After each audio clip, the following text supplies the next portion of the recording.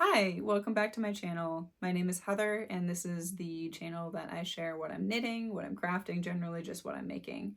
It's been a hot minute since we checked in, so it should be a fun one, so maybe just grab a snack. So the last time I checked in, I believe I was in the middle of sewing my sister's Christmas gift, her green vest, and I'm happy to share that I definitely did finish it in time. I think I finished it with a couple weeks to spare, actually. I don't quite remember when I finished it, but I believe it was well before Christmas, so that's a good feeling. Overall, I'm definitely happy with how it turned out, and I'll make sure to insert a clip of the finished object. I think it is so cozy and comfy and is definitely telling of her favorite color, green. The only thing I will say is I am definitely a novice seamstress, sewist. I don't really know the correct term.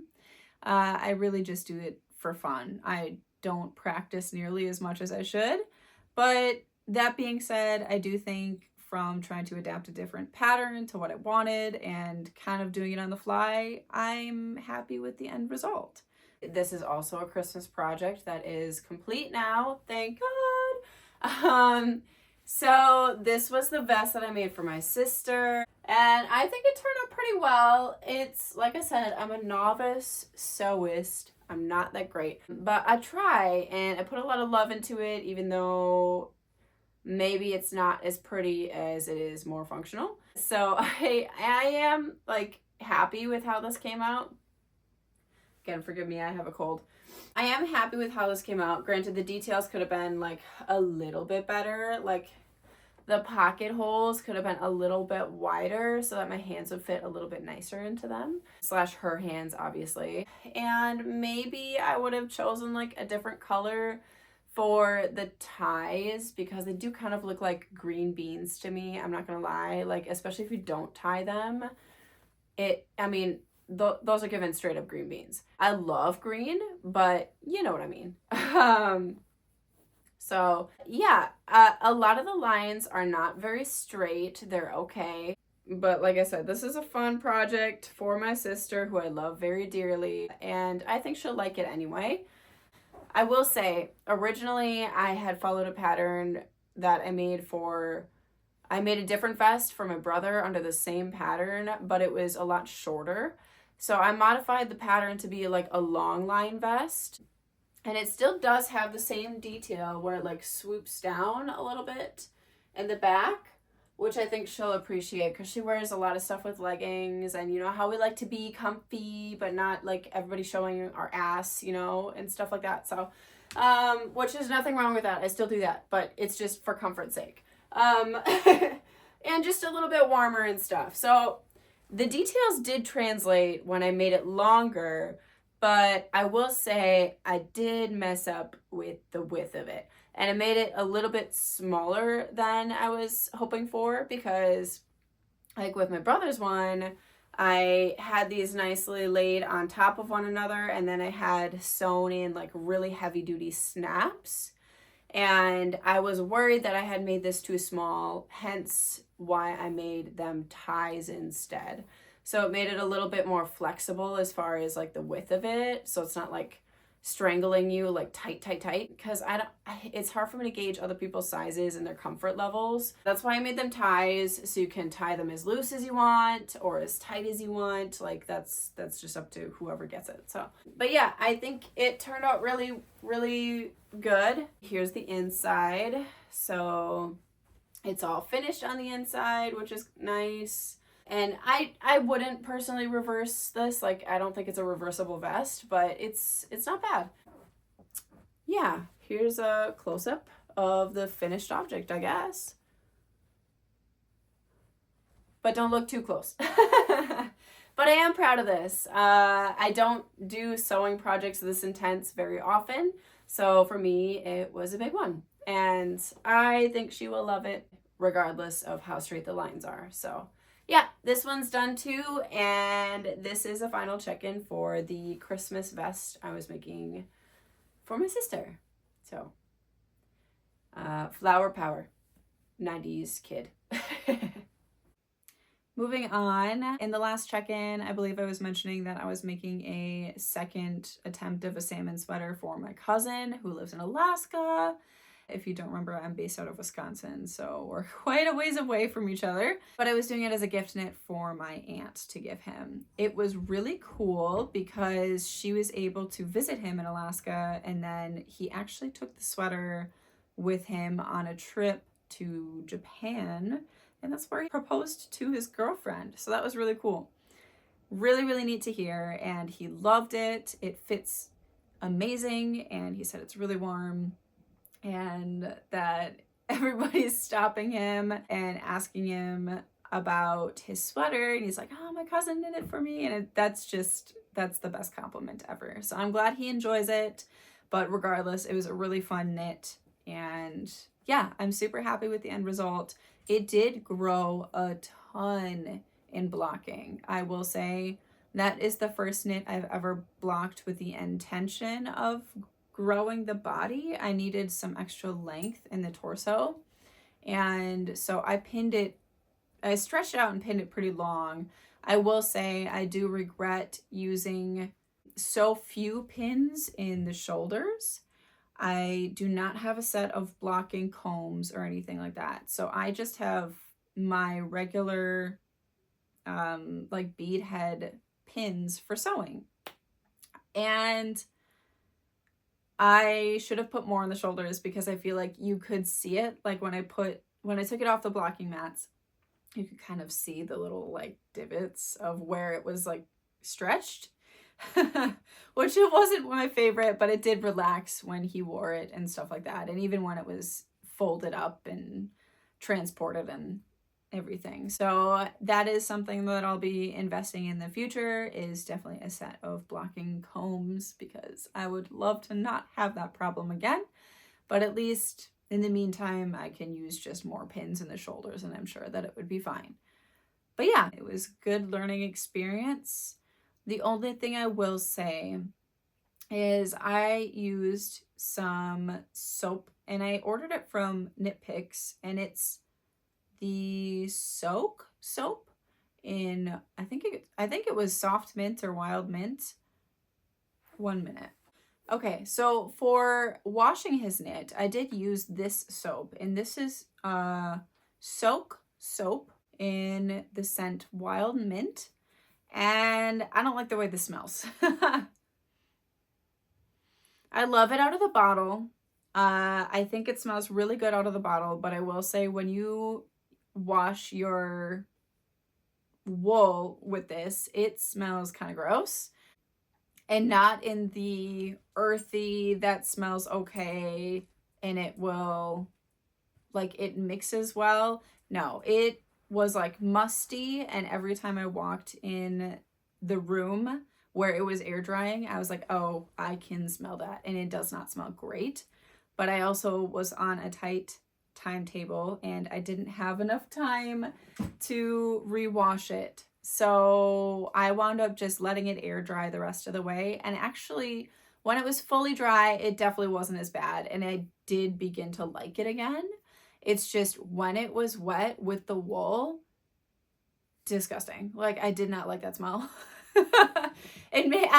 I know that part of that is just wool itself. When it gets wet, it does have a certain odor, but mixed with this wild mint, it smelled really gross.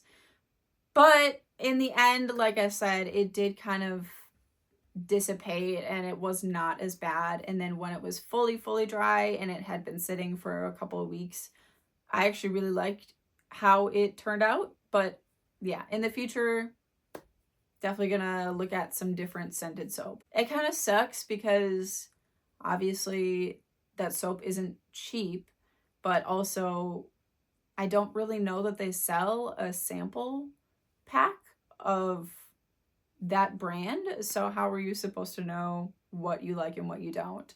I don't know where they sell it in person near me locally either. So it was kind of a gamble, and I lost, but that's all right. If you have a better recommendation for a like nicer smelling scent, let me know. I could do unscented. I just love the smell of fresh laundry, so I was really hoping that it would make it smell like that, and it just didn't. Okay, so just checking in because I just literally pulled this off of the blocking mats, or should I say the foam workout tiles that I have that I pinned down with my sewing pins. So I just got this knit off of those mats, and it's finally dry, and it's just like nice and flat and neat. But I wanted to give a before and after of the blocking because it was a crazy difference. I tried to leave the sleeves as is because I didn't want them to grow at all. Well, they did. I did stretch out the body though because I wanted the body to grow multiple inches longer, and it did, which I'm happy with the length of the body. It's great. All my tension issues, which I thought were issues, are not actually issues. I think it was just it needed to be blocked and moved around and everything else. I think the collar's nice. That didn't get stretched out or anything. It looks all nice and neat. Like I said, I thought I had tension issues. This is from when I had the pins in the sweater on the blocking mats, and my mats are like just a little bit like this, where I have them placed. So that is user error for the first time I've actually blocked anything, looking for a different result than when I put it on the mats, you know what I mean? So that's a learning experience, I guess. Like I said, I don't have blocking, like those pins with like the multiple fingers. I don't have those. I just have sewing pins, which are very tiny, and I think it was a lot of weight for those. So in the future, I need to distribute the weight a little better. But yeah, this is a final check-in for this king salmon sweater that I was knitting for my cousin in Alaska, all the things. And I'm going to give this to my aunt tomorrow so that she can pack it up and ship it to him. So I'm just really excited about it. And yeah, I just wanted to kind of throw it on so that before it disappears forever and he goes off to enjoy it and everything else, at least I can see the before and after. So overall, I was really happy with this knit. It was a good way to practice, okay, I know these basic skills now of how to do stranded color work. Now I've gotten down pat, like how to do one hand English style and one hand continental style, and do that simultaneously, and the tension is good. So this is also kind of like reassurance for myself, like, because I do knit with acrylic yarn too, for affordability's sake. So it was also kind of a check for myself, is like, okay, I'm not, effing up the tension a bunch because I don't know how to do things with my hands simultaneously, and I thought I was pulling one more than the other. It's fine. So yeah, I think it blocked out great. I do think the sleeves are a little too long, not gonna lie. And honestly, like the hem could be like straighter, but also because of those pins, I think it's the weight on them. Obviously, I'm a lot smaller than an adult man, so it looks like it's drowning me. But I don't have him here to try it on, so hopefully he will send me a photo of him wearing it. I do like how the yarn itself kind of like bloomed out, and it like filled in the gaps. There's no holes anywhere. It's nice and neat and even, and it's pretty comfortable on my skin for being 100% heavy merino wool. It's pretty comfortable on the skin. It's not like scratchy or anything like that. It's like very slightly scratchy, but not anything that I personally would care about. So hopefully he doesn't. But yeah, anyway, final check-in. Like I said, this is drowning me. I would never knit like this size for myself. But yeah, I think it turned out great, and I'm super happy with it. Forgive my runny nose, hair pushed into a hat hairstyle. I've been sledding all day. So anyway, yep. Here is the king salmon sweater all finished. Okay, so moving on. I know last time I was in the middle. Actually, I think I was hoping to finish the sleeves on my Moonbun sweater, and that did happen. And that is something I actually have a finished object here. so I can show you. Yeah, feels like a victory. I love this sweater. I do have one regret, and that is my tension. This is superwash yarn, and I thought it wouldn't be an issue because I've heard superwash grows, superwash turns huge once you wash it, you know, be cautious of superwash. So I knit it just slightly too small, if not like the perfect size for my body. And then I thought I had great tension, and I think it was okay, but it could have been better, clearly. I thought that this little tiny bit of rippling would wash out or block out. I did block it, but then it didn't really solve the issue. So then I just wore it like normal because I really enjoy the pattern regardless. And I'm really proud of it. This is the first colorwork sweater I've done in this fine of a knit. So it took me a little bit longer than I thought it would, but definitely worth it because it is so warm. I'm talking, I am never cold in this, and that's surprising to me because it is so thin. And I love that. It's such a low profile on the body. It's not difficult to shove under a jacket. You know, you get some of those chunky knits and it can just be a lot. But I am really happy with the way this turned out. I will try it on for you and I'll be right back. Okay, so this is the finished object. Hopefully you can see. I'll move my chair back here. Oh, I cannot move it. There is a dog underneath there. I'm dog sitting and there are a ton of dogs here. Anyway, so this is the finished object. I think it, like I said, it's like the perfect size. Okay, Cliff, you gotta move. Okay, so this is Loops and Threads yarn, and it's a wool blend, and maybe that's where I went wrong. Yeah, that's definitely where I went wrong because it's only 55% superwash merino and 45% acrylic.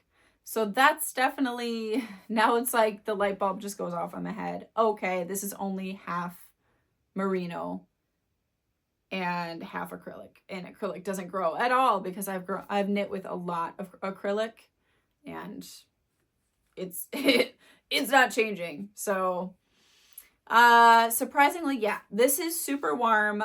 I think the brown one, the color is just slightly different in the makeup, but it's not enough to make a huge difference.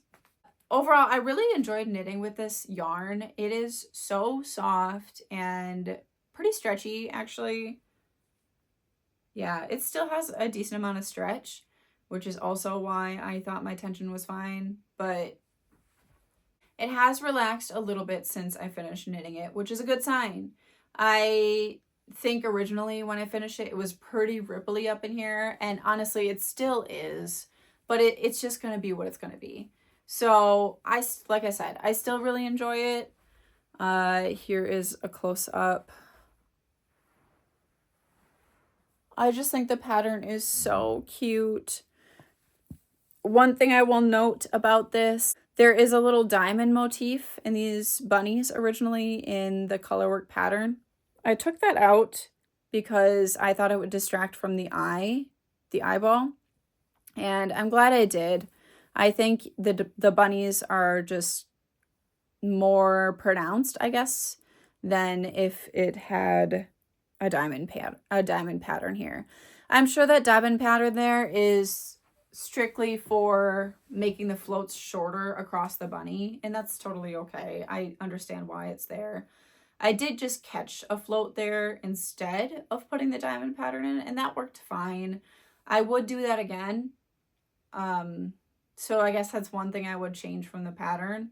But other than that, I didn't really pay attention to the lengths in the pattern that are listed. I never really do that. I did follow the same rate for the decreases for the sleeves as in the pattern, and I think the taper is really nice. I think it's a very simple, not so snug where it's annoying me, but it's like the perfect amount of ease for a nice, just regular long sleeve garment. One thing I will say that I learned while doing this project is ribbing. I have always just knit my 1x1 ribbing like normal. And I knit English style, but I knit English style as flicking. And I will say sometimes my 1x1 ribbing is not super neat, as in it seems more blown out than other things I've seen online. And I know that a way to fix that is through twisted rib, but I didn't know that you can also kind of fix that if you just start knitting inside out. If you knit your ribbing inside out, it's a lot neater. You can definitely tell. I will show you the difference. So when I was knitting this, I knit the bottom of this sweater just regularly. I knit it the same way I always do. Just keep on going around one by one by one. I don't do anything twisted or anything like that. And you can definitely tell the difference from the inside to the outside. So here's the outside, and it looks fine. Here's the inside. Oh, you can see where I wove in that end. Looks way better, like a huge difference better. And I saw that and I started thinking, like, why is the inside always so much better? I looked it up and that's definitely a thing. You could just knit the ribbing inside out. So I did that for both of the cuffs and I think it made a huge difference. For the sleeves, this is so neat and tidy and it just looks great. I am super happy with how these turned out. I did an Italian bind off as per usual for the sleeves, and it is super stretchy as per usual, but it just, I love the way that looks so much neater than my regular ribbing. So that is something that I've definitely learned while doing this project and carried it into my future knitting because I'm doing that right now with something else. This was also another experience with short rows, and I think I'm getting a little bit better at it. I will say, I think for my original salmon sweater, I had mentioned that there was a jog in the back of the neck. The same jog is here, and I think it's definitely when I'm knitting the collar down, or maybe it's, yeah, I don't quite know what I'm doing. I keep on doing that. But this jog in the back of the neck, it doesn't bother me a ton, but I'm just curious as to what I'm doing wrong. So if you have that answer, please share it with me because I am stumped. I don't know what I keep on doing that makes that jog in the back of the neck. I love this folded down collar. I will do this 10 times over.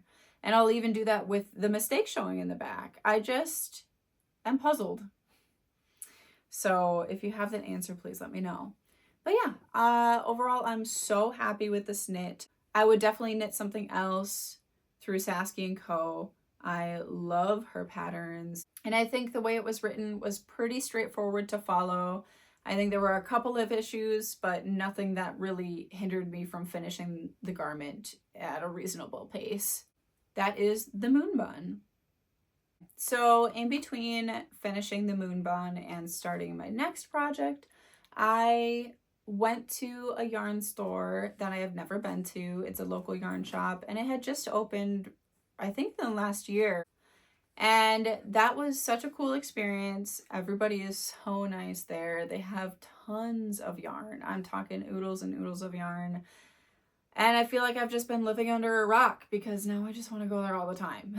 So while I was there, I was trying to decide what to get. And, you know, it's really, really difficult to decide. I had already picked out my next project and I was trying to use up other yarn and I had no need to buy. Meaning, okay, what do I pick up that isn't pattern specific, but is something that would really inspire me to knit? And I picked up this. I am in love with this. It is so squishy and so soft, like incredibly soft. This is called Hand Painted Lucky Feet by Circulo.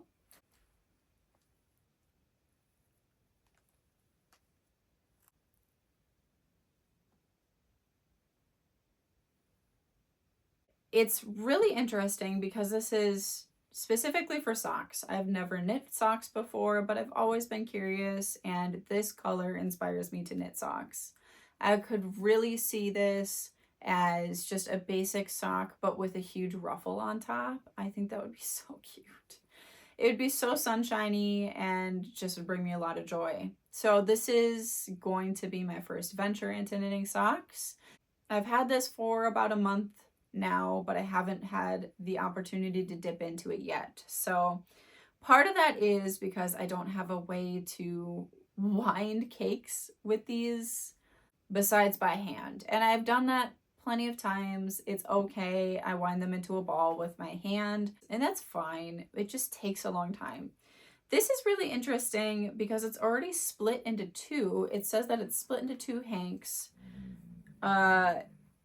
for the purpose of knitting socks two at a time. And I think that would be amazing because I've wanted to knit sleeves two at a time for a very long time. I have been a bit afraid to try it, mainly because I was working on gift knits, and that is not really the time that I want to be trying something for the first time. But I would love to knit socks two at a time because I think it would definitely give me an inkling to what it would feel like to knit sleeves two at a time as well. So this is fingering weight yarn, and it is 75% superwash merino and 25% polyamide. This doesn't actually have a color name for it. It just has a color code. It's 7030 if you're interested. But just this lovely golden, looks like a painted sunset color. I'm going to try to do them two at a time right off the bat. So hopefully that's not too adventurous. But yeah, this is the newest acquisition. With that, I was looking for a fixed circular set of needles for doing magic loop. I don't really know how to do that. So I just wanted something with a very long, very thin, flexible cord. And this is what I found. These are the Haya stainless steel knitting needles, and I normally never knit with steel knitting needles. I usually knit with wooden knitting needles. But I was mainly looking for the cord, and to be honest, that's what sold me on these. These are very, very light, and the cord is incredibly thin. Now, that being said, hopefully this doesn't break on me. But I had literally just gotten this set of needles with the intention of using with this specific yarn in hopes that it'll make it a really good experience, and I would want to try another pair of socks. They have tons of colors for this Lucky Feet line, and it just looks gorgeous. There is a midnight blue black color that I also absolutely love. But I am not going to invest more money into yarn if I don't know if I like knitting socks, because I feel like it's one of those things, you love it or you hate it. But regardless, I'm actually interested in trying these Haya needles. Like I said, the cord is just incredibly thin, incredibly flexible. I did look at the Chagu needles, but this was such a good price point that I was kind of more inclined to go with these. Moving on to our first work in progress currently. Thank goodness, it's been a long time coming. I have been working on this non-stop and I've gotten a decent chunk done actually. I am knitting the Rosebud Sweater by Coco Moore Knitwear, and I am in love with this pattern. I hope I'm not dropping yarn. I'm not. This is the first time I am trying to, and this is in a big knot now because it's been rolling around in my project bag. This is the first time I've ever used mohair, and I'm holding it double with, these are both knitting for Olive, and it's the heavy merino and then the mohair. The heavy merino is left over from my salmon sweater. I had a decent amount left over because I had over ordered. So I'm using soft cognac, and this is the mohair in the color chocolate. And it makes such a beautiful variegated brown color. Let me give you a close-up. It's kind of like crinkled because it's been in the bag. This is horrible lighting right now, but I hope you can kind of see.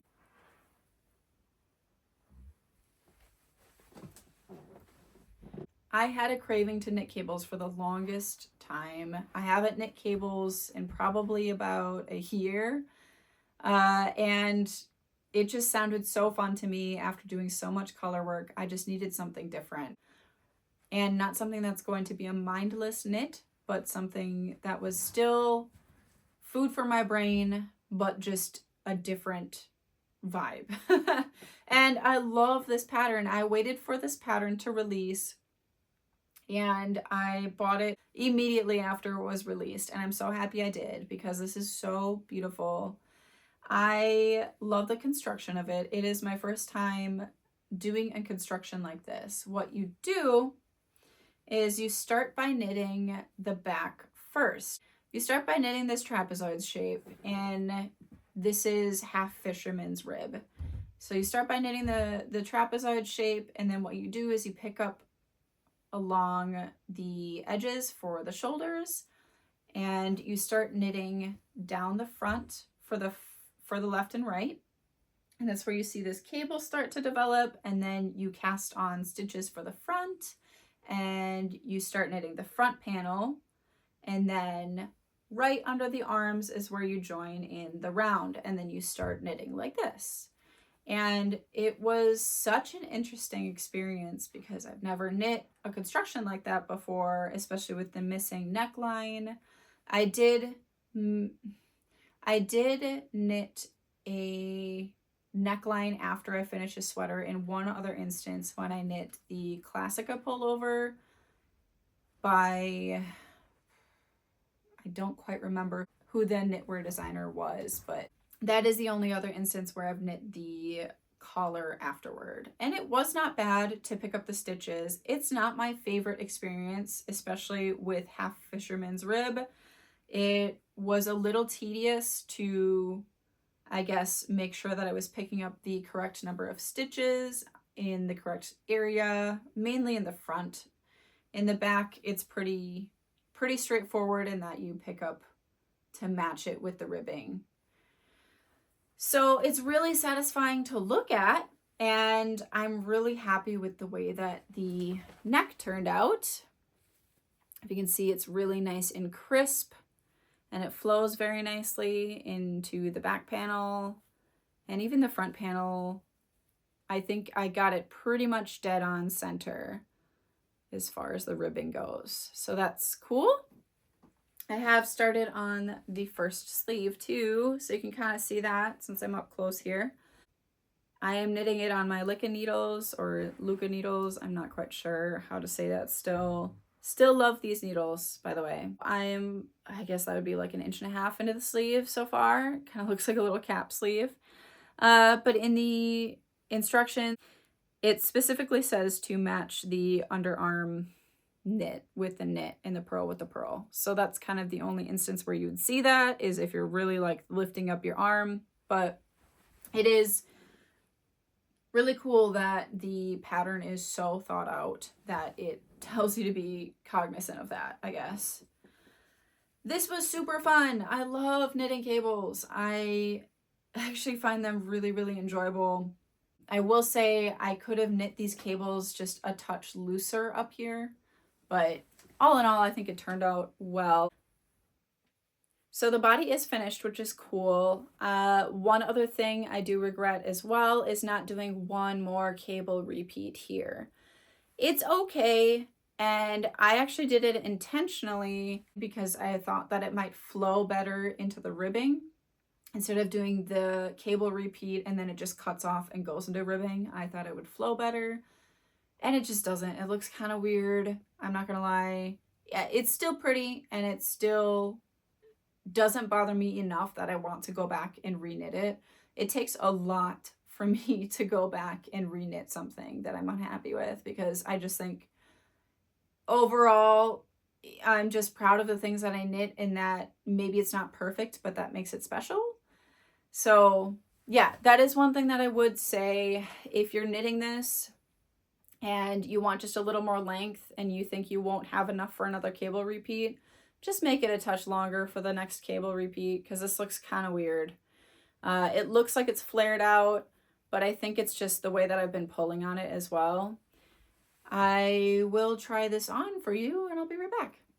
So here's where we're at with the Rosebud Sweater.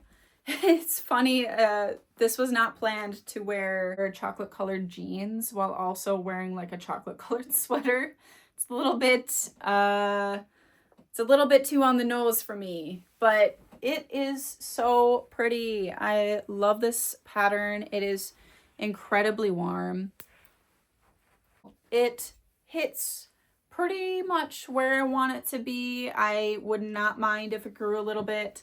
In my previous experience with knitting for Olive Heavy Merino, it did grow a lot.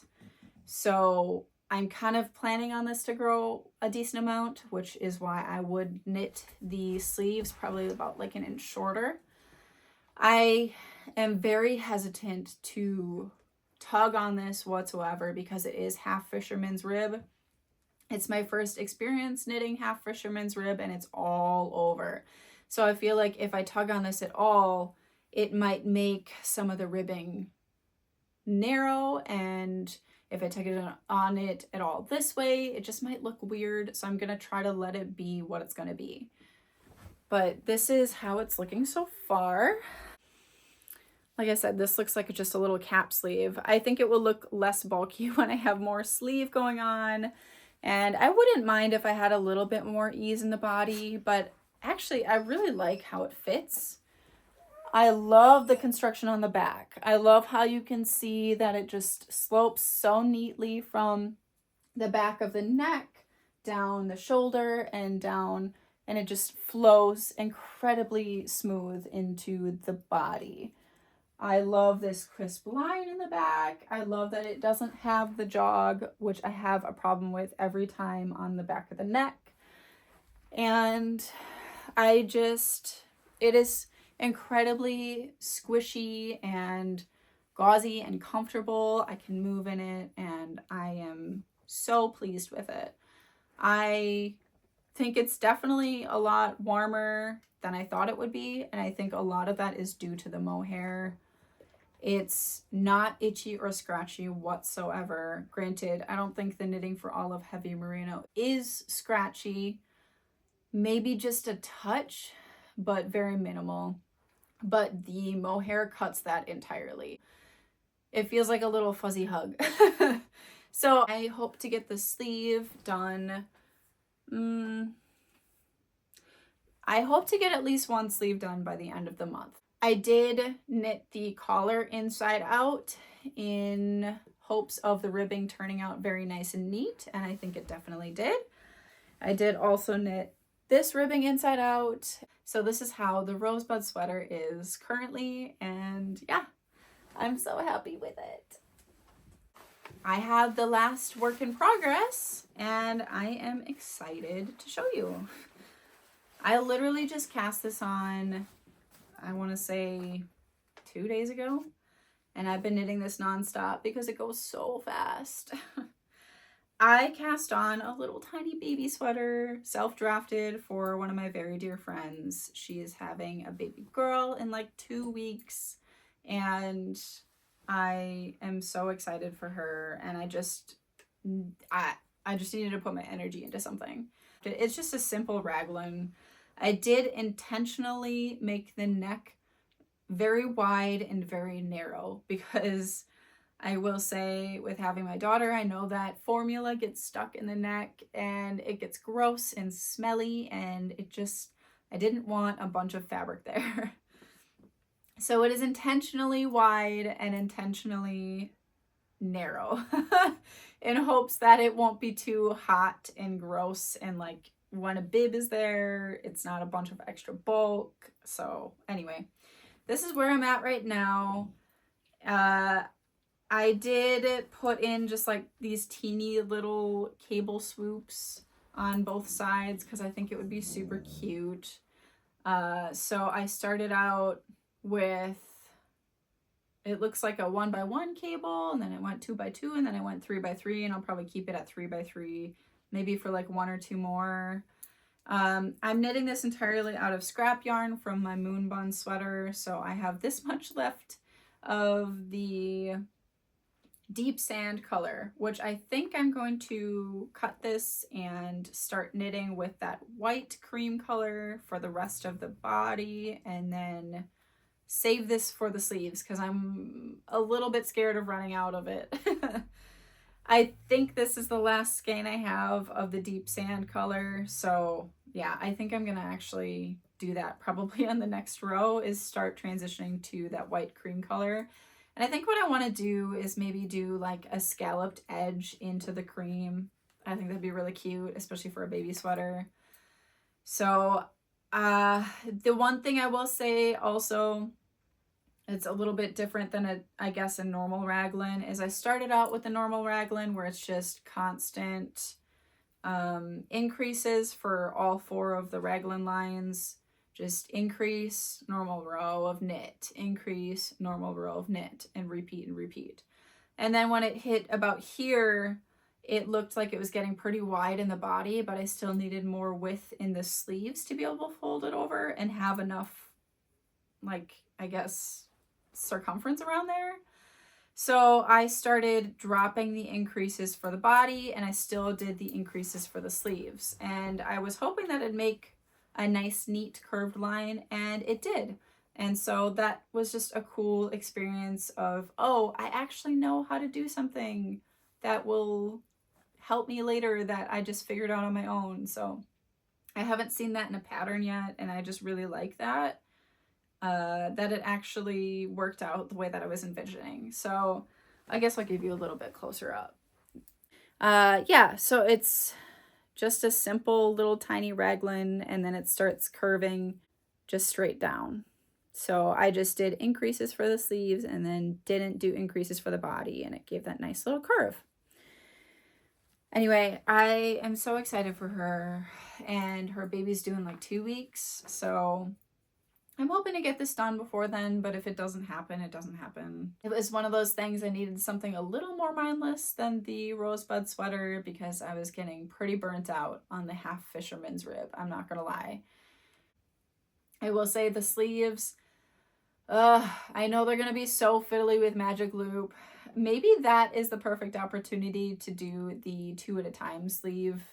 Learning is on this project because it's so tiny, and it will be so annoying to knit those sleeves. I know it will. Even with having the Licka needles, this is too tiny of a circumference for that. I know this is going to be magic loop, and I kind of hate magic loop, but it is what it is. I will say I am debating on not doing ribbing for the cuff and doing an I-cord finish for that. That would also be a first time for me, and I'm debating on doing it for the body as well because I think that would be so cute, but I've never done it before. So we'll see if I feel like doing that or if I just feel like doing ribbing because it's literally the quickest option for me because I already know how to do it. And her baby's due so soon. So anyway, this is the cute, tiny little itty bitty project that I've been working on. So yeah, that is the last work in progress. Oh my gosh. I am watching my sister's dog and he's pawing at me right now. It tells me it's time to go. I hope you join me next time.